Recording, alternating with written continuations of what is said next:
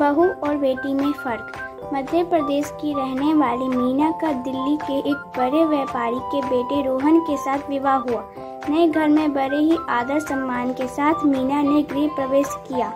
शादी के 2-3 साल काफ़ी अच्छे और खुशी के साथ निकल गए और जैसे जैसे दिन गुजरते गए मीना अपनी जिम्मेदारियों के बोझ तले दबती चली गई। सास भी मीना से काफ़ी खुश थी कि बहू अपना घर और संसार सब कुछ अच्छी तरह से संभालने लगी है। गर्मी की छुट्टी पड़ गई। मीना ने अपने मायके जाने की बात अपनी सास से बोली। मम्मी 1 साल हो गया मैं मायके नहीं जा पाई, क्या मैं थोड़े दिन होकर आ जाऊं? सास ने जवाब दिया, देखो मीना तुम अगले साल चले जाना। मीना यह सुनकर काफी नाराज और दुखी होकर सोचने लगी कि जब दीदी हर दिन महीने पर घर आती है तो मम्मी काफी खुश होती है और कहती है कितने दिन के बाद आई हो और मुझे 1 साल हो गए, मेरे बारे में कोई कुछ सोचता ही नहीं है। मेरी खुशी किसी के लिए कोई मायने ही नहीं रखती है और क्या दिन भर इन लोगों को खाना बना के खिलाती रहूं, घर का सारा काम करती रहूं, क्या मेरी यही जिंदगी है? और मीना कमरे में आंसू लिए रोती रही। शाम को दीदी आने वाली है, देखना मम्मी कितनी खुश होती है। खाने के अलग अलग फरमाइशों की लड़ी लगती रहेगी। कभी दीदी के लिए कचौरी बना दो, कभी पालक पनीर तो कभी समोसा। मैं इतना क्यों सोच रही हूँ, खाना तो मुझे ही बनाना है, तो चलो किचन में अभी से तैयारी में लग जाऊं। यह सोच ही रही थी कि तभी सास ने आवाज दी, मीना जल्दी नीचे आओ, देखो दीदी आई है। मीना अपने चेहरे पर मुस्कान लिए अपने दुख को अंदर एक कोने में दबाए अपनी ननद का स्वागत करती है। कैसी हो भाभी? ननद मीना से बोली। अच्छी हूँ दीदी, और घर में सब कैसे हैं? अच्छे हैं। अच्छा हमारे जीजा जी कैसे हैं? ननद शर्माते हुए कहती है, भाभी अच्छे हैं। अच्छा दीदी आप बैठो, मैं नाश्ता बनाकर लाती हूँ। नहीं भाभी कुछ मत बनाओ, मैं अभी घर से नाश्ता करके आई हूँ और भाभी केवल 2-3 घंटे ही रहूंगी क्योंकि सास की तबीयत ठीक नहीं है। आपके जीजा जी उन्हें फरीदाबाद दिखाने गए थे तो वह बोले तुम अकेले यहाँ क्या करोगी, एक काम करो तुम अपने मायके जाकर सब से मिलकर चली आओ। सो मैं आ गई, मुस्कुराते हुए ननद ने जवाब दिया। अच्छा दीदी रुको, मैं खाना बना देती हूँ, आप खा भी लीजिएगा और जीजा जी और आपके सास के लिए खाना भी पैक कर दूंगी। अरे भाभी मेरे साथ बैठो बातें करो, शाम तक मैं चली जाऊंगी, खाना तो बनता ही रहेगा। तभी सास ने मीना से कहा, तुम एक काम करो, दोनों साथ बैठो बातें करो, मैं कुछ बनाती हूँ। जी नहीं मम्मी जी मैं बनाती हूँ, आप दीदी से बात कीजिए। तभी ननद ने कहा, कोई बात नहीं, आप खाना बनाओ और मैं आपसे बातें करूँगी, थोड़ी मदद हो जाएगी, यह ठीक रहेगा। क्यों माँ?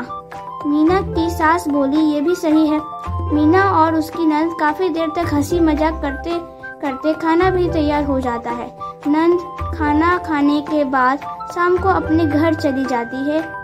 रसोई को समेटकर रात को अपने कमरे में मीना आती है तो रोहन ने कहा कि तुम काफी थक गई हो, आराम कर लो। हाँ मुझे आराम कहाँ है, तुम्हारी माँ तो बस यही चाहती है कि मैं अपने मायके ना जाऊँ। दीदी 1-2 घंटे के लिए आती है लेकिन मिलकर तो जाती है, उसमें क्या, तुम भी चली जाओ मीना, रोहन ने कहा। और देखो दीदी भी कहाँ आ पाती है, जब जीजा जी अपनी माँ को फरीदाबाद डॉक्टर के पास दिखाने ले जाते हैं तभी मिलने आती है, तो इसका मतलब है मैं कभी नहीं जा सकती अपने मायके? ऐसा तो मैंने नहीं कहा मीना। अच्छा तुम शांत रहो, मैं कल माँ से बात करता हूँ, तुम अपने मायके चली जाना ठीक है? तुम तो रहने दो, गुस्सा करते हुए मीना सो जाती है। सुबह उठकर मीना अपने काम में रोज की तरह लग जाती है। दोपहर में सलमा आंटी मीना की सास से मिलने आती है और काफी देर तक बातें करती है। तभी सलमा आंटी मीना की सास से पूछती है कि यह बताओ कि बहू और बेटी में क्या फर्क समझती हो?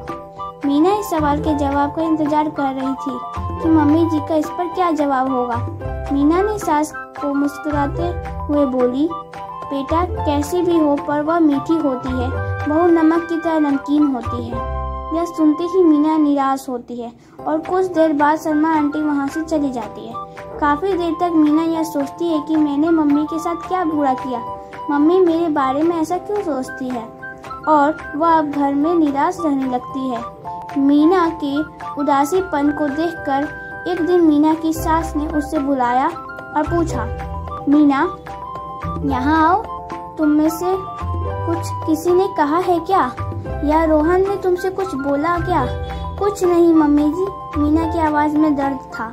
मीना की सास ने अपने पास बिठाकर पूछा, नहीं तुम बताओ मीना क्या हुआ है?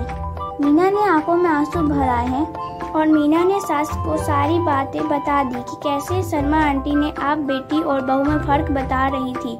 ओह, तो यह सुनकर तुम नाराज हो गई, बस इतनी सी बात? अरे मीना, मैंने कहा बेटी मीठी होती है, वह चाहे कितनी भी गलती करो उसकी गलती नजर ही नहीं आती है, वह गुड़ की तरह मुंह से खुल जाती है। और खाने में अगर मीठा ना हो तो कोई फर्क नहीं पड़ता है। और बहू नमक के समान इसलिए है क्योंकि खाने में अगर नमक ना हो तो खाना बेस्वाद होता है।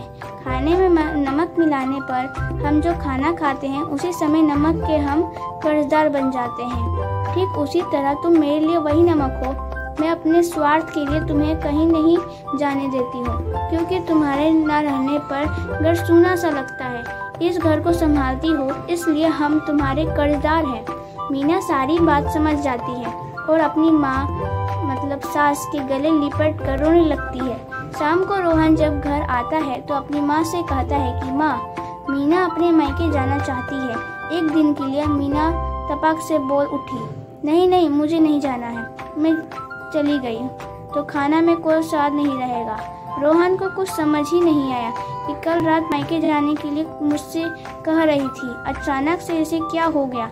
रोहन सोचने लगा कि इन औरतों को समझाना मर्दों के बस के परे है। मीना की सास ने रोहन से कहा कि मीना को 2 हफ्ते के लिए उसके मायके छोड़कर आए। रोहन एक टक लगाकर मीना और अपनी माँ को देखता रह गया। अगर आपको हमारी ये कहानी अच्छी लगे तो हमारे चैनल को प्लीज़ सब्सक्राइब करिएगा और ऐसी ही और वीडियो देखने के लिए हमारे चैनल पर बने रहिएगा। Thanks for watching.